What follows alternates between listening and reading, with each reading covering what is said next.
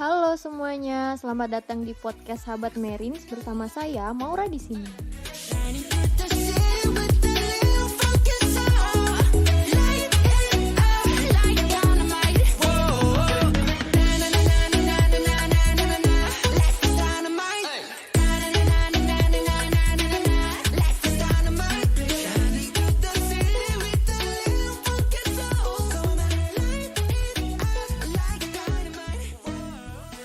Nah, di podcast perdana kita kali ini, saya sudah kedatangan tamu spesial nih, yaitu seorang Ketua Umum HMIK 2020-2021, yaitu Bang Rizky. Langsung saja kita sapa. Hai Bang Rizky, gimana nih kabarnya? Oh, alhamdulillah baik.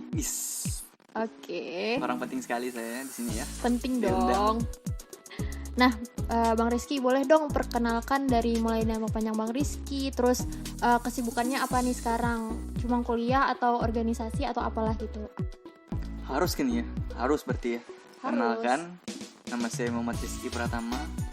Sekarang menjabat dari orang penting. Iya, amin. Sekarang menjadi ketua himpunan mahasiswa ilmu kelautan di FMIPA Untan.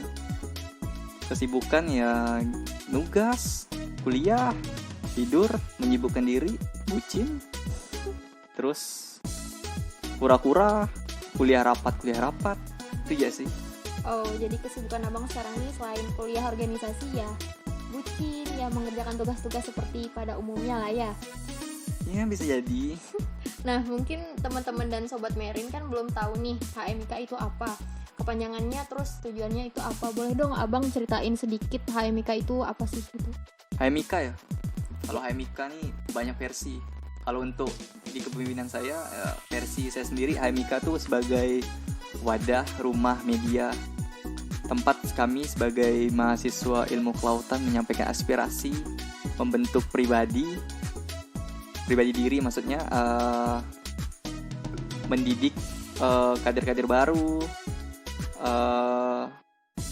menambah wawasan dan membantu mahasiswa ilmu kelautan yang ingin mengasah soft skillnya mungkin kalau versi saya sendiri sih.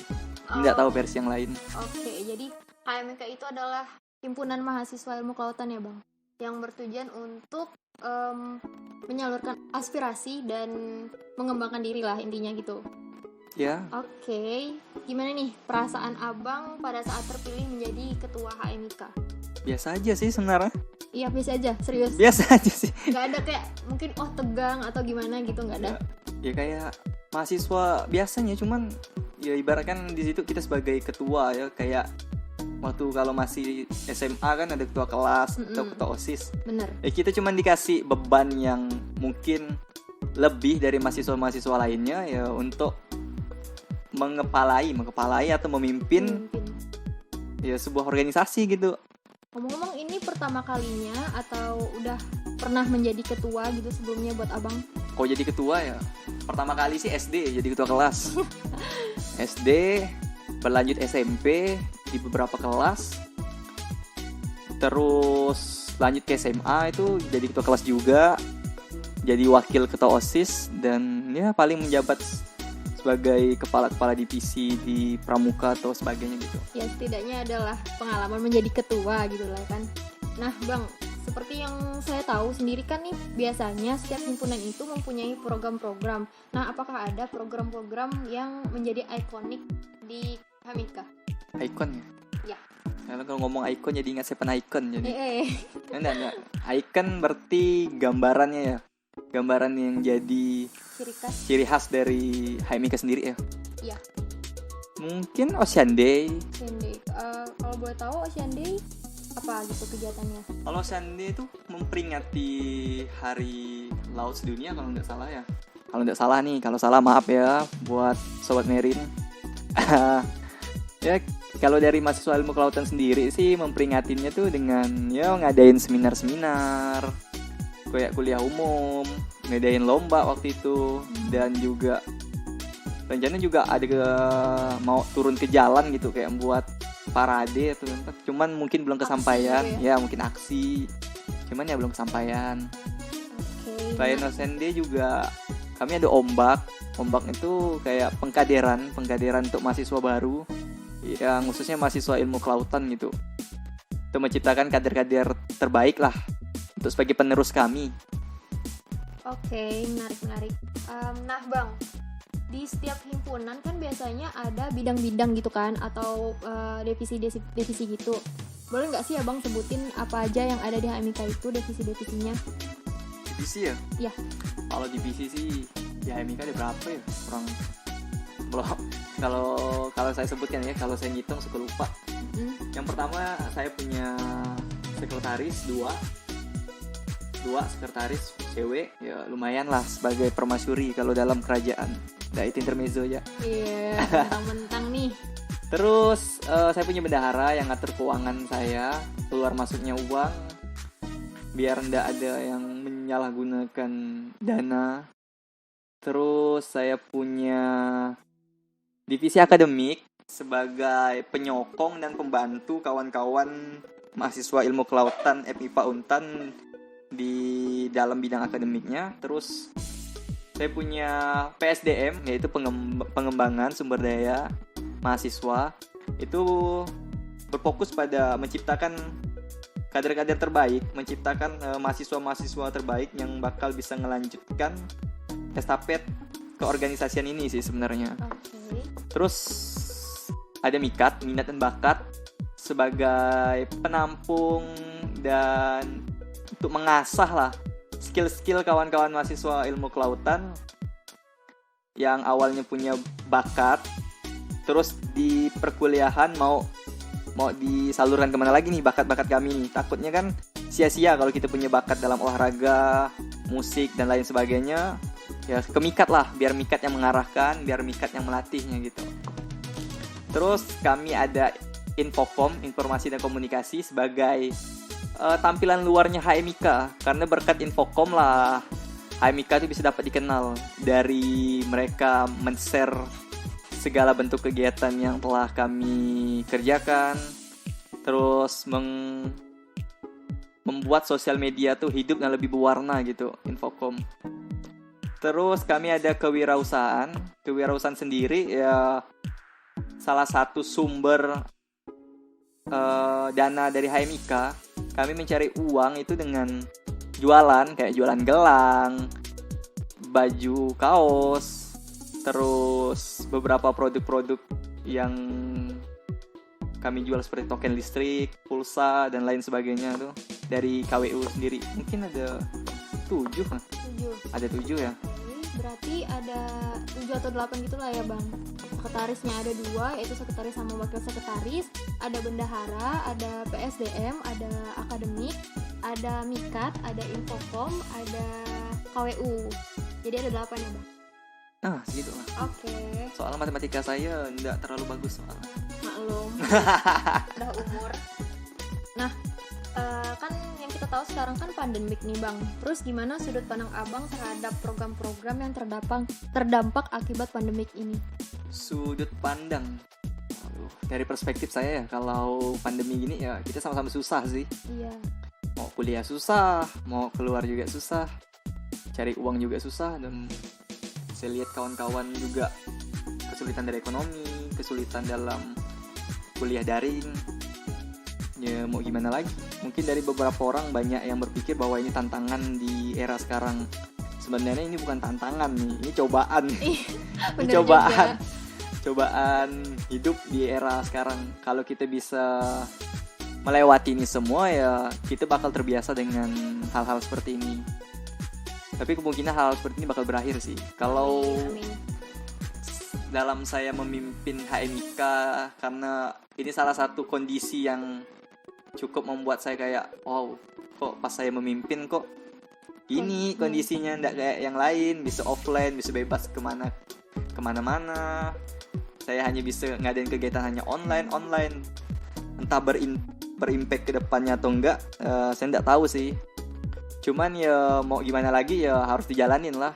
Kalau mau nunggu pandemi ini selesai ya bakal lama, bakal habis gitu masa jabatan. Jadi ya sama-sama lah, buat sobat-sobat Merin khususnya di ilmu kelautan, bantulah saya dalam menjalankan HMIK nih. Support lah, karena kita tahu sama-sama susah nih di tengah pandemi ini. Iya. Oke. Oke. Ya karena susah juga kan mengadakan kegiatan bertatap muka atau offline di era pandemik ini nih. Padahal kan enaknya emang kita kegiatan tuh offline kan, kayak bertatap muka secara langsung. Kuliah juga enaknya ketemu langsung gitu kan. Tapi kan memang situasi sedang begini kan, sedang pandemik. Jadinya mau nggak mau kita tuh harus sama-sama beradaptasi lah dengan situasi sekarang dan mematuhi peraturan yang ada. Oke, Bang. Abang kan menjabat sebagai ketua nih di HMIK, sudah lumayan lama gitu kan, sekitar beberapa bulan. Gimana, ada nggak suka duka gitu menjadi ketua HMIK? Suka duka ya untuk di kepengurusan saya dari awal saya terpilih sampai sekarang untuk detik ini ya, suka dukanya itu susah dalam mengumpulkan massa dalam satu tempat karena masing-masing dari mereka kan pada jauh-jauhan. Ada yang di Medan, ada yang di Singkawang, Bengkayang, dan banyak daerah-daerah yang mungkin saya kurang tahu mungkin ya, atau saya lupa. Banyak. Saya mau mendatangkan mereka offline aja susah sebenarnya. Ya, karena biaya, mereka jauh. Ya mau tidak mau solusinya meet. Ya kami ngadain rapat ya pakai meet. Terus juga kami mau ngadain kegiatan yang telah kami konsepkan sebelumnya. Waktu kami masih jadi pengurus pun sebagai staff tuh udah kami rancang bahwa kedepannya bakal gini kalau di zaman kepemimpinan kami. Ternyata ya rencana kami dipatahkan sama kondisi sekarang. Yang awalnya kami pengen buat suatu gebrakan baru, tahu-taunya ya benar-benar dibuatkan kondisi baru gini. Putar kepala dan mutar ide gitu. Gimana biar bisa jalan kegiatan ini. Kalau kita ngadain ini dampaknya gimana nih? Kalau kita ngadain gini juga gimana nih respon yang lain? Jadi kayak masih coba-coba dan juga masih takut gitu. Karena resikonya besar kalau kondisi saat ini. Contoh kalau kita mau ngadain suatu kegiatan offline di kegiatan ini. Salah satu misalnya tiba-tiba terindikasi terkena COVID, wah itu resiko saya sebagai penanggung jawab habis. Resikonya besar banget sih kalau sekarang. Ya gimana juga kalau ada yang mau sama-sama nanggung resikonya, ayo sih sama-sama kita buat kegiatan offline. Tapi tidak mungkin sih. Karena kita juga paham dengan kondisi kampus, ya mau nggak mau kita online. Kita tidak mau ngambil resiko yang terlalu berat gitu. Intinya sama-sama bekerja keras tapi juga sama-sama mengerti keadaan sekarang lah ya, Bang. Nah Bang, mungkin ini yang terakhir nih, ada nggak pesan-pesan ataupun closing statement lah untuk memotivasi Abang ataupun untuk memotivasi Sobat Marin yang lagi ngedengerin podcast ini? Oh, kata-kata ya, aduh saya bukan motivator lagi tuh mau ngasih kata-kata. Atau quotes yang Abang suka, bebas lah. Kalau quotes yang saya suka tuh ya hidup bebas tapi tidak merugikan orang lain, itu salah satu moto hidup saya sih. Hidup ya. Tapi saya sadar ternyata kita tidak bisa jadi bebas di hidup ini. Kita masih bakal terikat dengan suatu peraturan-peraturan yang mungkin secara lisan maupun secara tulisan. Ternyata quote saya tidak bisa dipakai. Terus saya mau ganti moto juga bingung mau cari moto apa, karena saya tidak punya moto hidup sebenarnya selain itu. Untuk Sobat Marin yang dengerin podcast ini di tengah pandemi ini, satu, jangan pernah ngeluh. Percuma kita ngeluh sesuatu yang kita keluhkan gak bakal berubah kalau hanya kita umpat dan hanya kita luapkan di sosmed. Ya tahu zaman sekarang ya cara terbaik untuk meluapkan sesuatu ya di sosmed supaya orang-orang lihat dan supaya orang bersimpati kepada kita. Tapi ingat, jangan pernah ngeluh. Kedua, jangan pernah menyerah. Walaupun di kondisi saat ini, kerjakanlah sesuatu yang memang kawan-kawan bisa kerjakan. Mungkin kawan-kawan juga mau bisa belajar sesuatu yang baru mungkin di saat kondisi kayak gini ya. Ya, yang mana saya awalnya tidak pandai desain, tahu-tahu tengah corona nih saya belajar gitu. Belajar Photoshop. Saya belajar kayak gimana cara ngedit, gimana cara buat pamflet dan lain-lain. Terus saya belajar After Effects sedikit ya, walaupun masih dasar ya. Cara buat motion grafik itu gimana sih. Terus ya kerjakanlah apa yang bisa dikerjakan.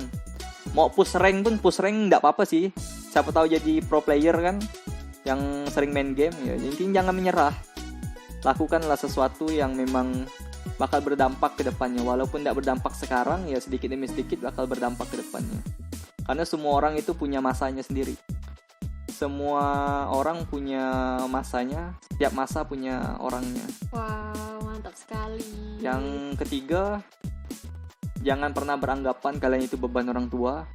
Karena beban yang berat sekalipun itu bisa jadi itu emas. Emas kan beban kan, kalau dibawa kan berat. Iya juga sih. Tapi tidak nyambung sih, tapi tidak usah dengarkan aku yang ketiga. Intinya jangan pernah beranggapan bahwa kalian itu beban hidup.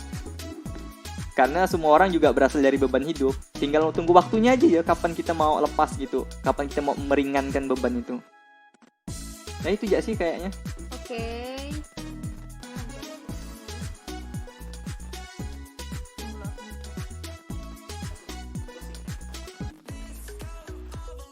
Oke, thank you so much Bang Rizky. Terima kasih sudah menyempatkan hadir di acara podcast ini. It's really nice to speak with you. Terima kasih juga untuk teman-teman dan Sobat Merin yang sudah mendengarkan kami berdua di podcast Sahabat Merin ini. Semoga kita semua diberikan kesehatan selalu, dan saya pamit undur diri. Sampai jumpa di podcast selanjutnya.